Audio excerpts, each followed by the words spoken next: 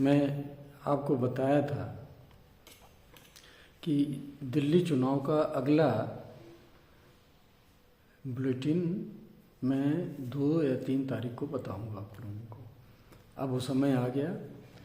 मैं बताना चाह रहा हूँ कि वहाँ पर जो दिल्ली का चुनाव विधानसभा वो पहले की अपेक्षा बड़ा टर्न ले चुका है। पहले आप आम आदमी पार्टी जो फ्री भी देने से जो जनता उनसे खुश थी, वो बीजेपी की गारंटी से और उनके ज़्यादा बढ़ के देने से वो काफ़ी सोचने के लिए मजबूर हो रही है।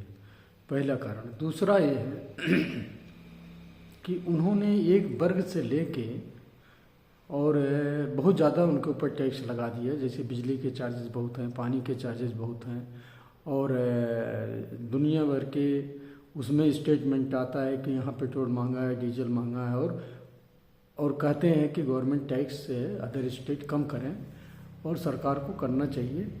तो ये कहने की बात है आम आदमी पार्टी की। स्टेट में वो हैं तो स्टेट टैक्स को कम करके डीजल पेट्रोल सस्ता कर सकते हैं। तो जब इनके ऊपर दायित्व आता है तो वो कहते हैं कि इस बार छोड़ के अगली बार करूँगा।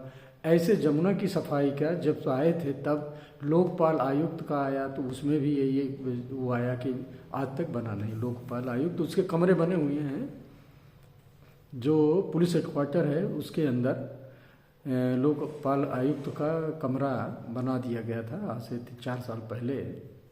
लेकिन उस पर कोई मतलब देखा जाए तो कोई संतोषजनक काम नहीं हुआ। इसके बाद आप देखें कि पानी का इन्होंने कहा था कि सबको पानी मिलेगा, स्वच्छ पानी मिलेगा, लेकिन साउथ दिल्ली में जैसे गर्मी शुरू होती है वहाँ पानी नहीं है। रोहित साइड में पानी नहीं है, आप विकास नगर में देखें नहीं है। तो जितनी बड़ी कॉलोनियाँ हैं वो वहाँ पानी, केवल पूर्वी दिल्ली में थोड़ा पानी ये ठीक दे पाते हैं। पूर्वी दिल्ली या उत्तरी दिल्ली में इनका पहले से ही व्यवस्था थी, कांग्रेस के पीरियड से बड़ी बड़ी लाइनें पड़ी थी और गंगा जल ट्रीटमेंट होकर इनको दिया जाता था। अब इनके जो पानी से लोग त्रस्त थे तो वो सोचने के लिए मजबूर हो गए कि थोड़े से फ्री वी के चक्कर में, क्योंकि सेंट्रल गवर्नमेंट ही देती है काफ़ी, उसके चक्कर में हमें हमेशा न कोई समस्याएं पड़ी रहती हैं। अब हॉस्पिटल, दिल्ली के हॉस्पिटल यही नहीं, पहले भी अच्छे थे और वहाँ सुविधाएँ अच्छी थी, सेंट्रल गवर्नमेंट के द्वारा चलाई जाती थी और स्टेट गवर्नमेंट भी चलाती थी। और जब सरकार नहीं रहती तो स्टेट गवर्नमेंट के बजट से सेंट्रल गवर्नमेंट चलाती थी, चाहे कांग्रेस रही हो, बीजेपी भी रही हो। लेकिन बीजेपी जब सत्ता में थी तो ज़्यादातर कांग्रेस और ही केंद्र में रहे या दूसरी पार्टियां रहीं उसमें, तो कभी कोऑर्डिनेशन नहीं बना। तो एक तो आता है कोऑर्डिनेशन होने का। तो जब से बीजेपी आई है केंद्र में, आम आदमी पार्टी दिल्ली में है। अब ऐसे में दोनों का लड़ाई और आरोप में ही बीत गया समय 10 साल, और कोई न गंगा न जमुना साफ हुई, न लोगों को पानी मिला गर्मियों में। अभी थोड़ा पानी मिला क्योंकि ठंडी में कंजम्पशन लोग कम करते हैं तो सब जगह डिस्ट्रीब्यूशन हो जाता है, और वो भी उतना होता है ज़रूरत भर का, और ज़रूरत से ज़्यादा नहीं है। ज़रूरत किसको कहते हैं? ज़रूरत होता है कि आप अपना काम चला लो, खाना पीना बना लो, नहा धो लो थोड़ा बहुत, और जो साफ़ सफाई के लिए होता है वो वेस्ट पानी से करिए या वो करिए। लेकिन जो टेक्निकल ज़रूरत है वो फुलफिल वहाँ नहीं हो पाती। तो ऐसी व्यवस्था देने में ये असमर्थ रहें, और जो इंफ्रास्ट्रक्चर है उसे भी डेवलप नहीं कर पाए। और आप देखेंगे सड़कें जो दिल्ली गवर्नमेंट के पास है उनमें कुछ ही बनी, और पीछे जो बनी है वो 20 ये कॉमनवेल्थ इसका था, जो G20 का सम्मेलन था, उसमें केंद्र सरकार के द्वारा वो बनवा दी गई थी फंड देके, और वही सड़कें बनी। अब ये हुआ था कि सड़कें बनेगी, सड़कें तो बन नहीं पाई। आप देख ही रहे, ठंडी आ गई, ठंडी में वैसे भी नहीं बनती। तो इस व्यवस्था से लोग बिल्कुल समझ गए कि ये वादे करके और बेवकूफ़ बनाने की बात है। सड़कों पर जो आज से 10 साल पहले सड़कें, मेन सड़कें जिस पे ठेली रेहड़ी पटरी नहीं रहते थे, उनमें ठेली रेहड़ी पटरी की भीड़ लग गई और जाम की हालत बढ़ गई है और पोल्यूशन भी बढ़ गया। यही सब कारण होते हैं, अनऑथराइज इंक्रोचमेंट और सारे ये बढ़ जाने से पोल्यूशन भी बढ़ता है। तो वहाँ के लोगों का मेन तो है पानी, पोल्यूशन और स्वास्थ्य और एम्प्लॉयमेंट। तो वहाँ प्राइवेट में एक सेंट्रल गवर्नमेंट, स्टेट गवर्नमेंट का जो है वही ऑफिशियल एम्प्लॉई है, बाकी तो बिजनेस प्राइवेट वाले कर रहे हैं, जिसमें लोग आप इतनी बड़ी भीड़ जो देखते हैं वो प्राइवेट सेक्टर में लोग काम कर रहे हैं, छोटी छोटी इकाइयों में कर रहे हैं। यहाँ गवर्नमेंट का कोई रोल नहीं है उनको एम्प्लॉयमेंट देने में।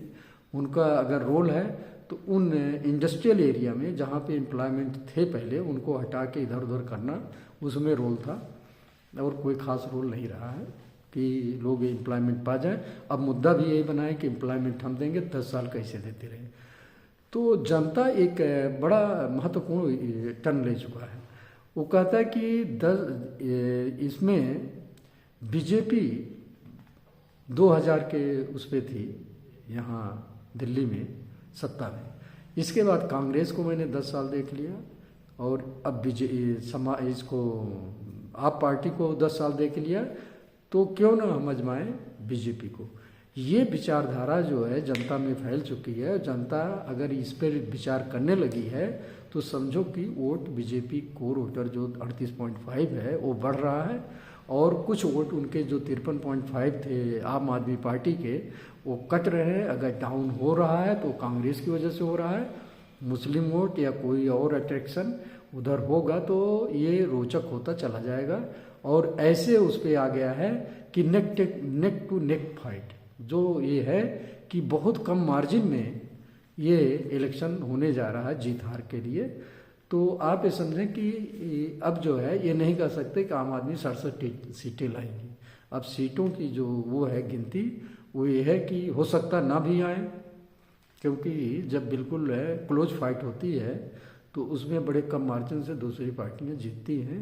तो ये उसमें आउटकम आ रहा है कि इस बार सरकार जो है बनाना मुश्किल लग रहा है। जैसे पहले इजली बना लेते थे अपने फ्री भी, अपने वादों की वजह से, अपने प्रचार के माध्यम से और कार्यकर्ताओं के थ्रू, लेकिन इस बार बीजेपी के कार्यकर्ता और उनके जो अदर सहयोगी विभाग हैं संघ जैसे और विश्व हिंदू परिषद, ये सारे लोग एक्टिव होके और डोर टू डोर प्रचार कर रहे हैं। जो लग रहा पहले नहीं था, ये पहले लोग फॉर्मेलिटी में थे, इस बार सीरियसली काम कर रहे हैं और झुग्गियों में भी जा रहे हैं, हर एक जगह जाके वो बड़े कायदे से और जीत के लिए काम हो रहा है। तो लग रहा है कि इस बार सरकार जो है बहुत मुश्किल से कोई बनाएगा एकदम नेक टू नेक फाइट में। तो ये जो है ये आज लास्ट बुलेटिन है और आप एक रिजल्ट जब आएगा तो आप देखेंगे कौन कहाँ पर है और कैसे है। ईवीएम यहाँ दोष निकाला जाएगा, ये हम संभावना व्यक्त करते हैं कि इस पर ईवीएम के ऊपर सारा फोकस होगा बाद में सारी इन पार्टियों का। धन्यवाद, नमस्कार।